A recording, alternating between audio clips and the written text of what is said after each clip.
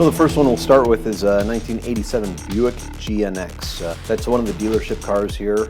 The guy bought it, so we're going to retrofit the AC so it'll run off of the 134 system, not the old R12 system. The filler panels in between the bumpers and the actual body of the car were super deteriorated, just kind of falling apart. They're kind of a rubber material. It's like I said, just over time, old age, it just gets super brittle. So we ordered new ones. They do come in a fiberglass version. We'll put them on the vehicle, put the bumpers back together, and that vehicle is sold at this point. I'll move on to a 57 Chevy we got out there. It's got the small block 383 stroker motor in it. The guy had some major fueling issues causing him to die. So we went the Holly Sniper fuel injection setup on there. It puts a in-tank fuel pump, get rid of the mechanical pump, and kind of a throttle body fuel injection that bolts on top of the motor. Super reliable.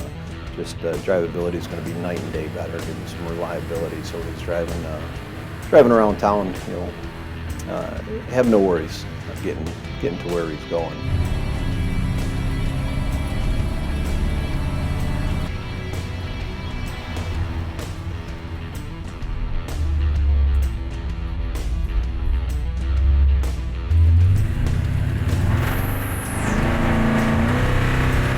Super excited to get it back.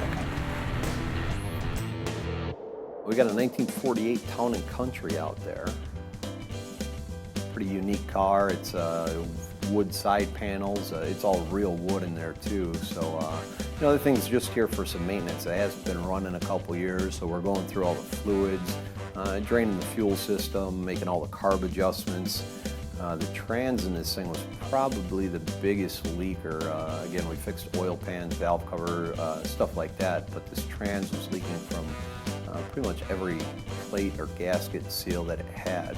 So we pulled the trans out of this, and unfortunately there's nothing like readily available to order for this. So we're gonna have to fab, make all the gaskets, reseal this thing, and we'll get it back in there and button it up and put some miles on there. So that'll be kind of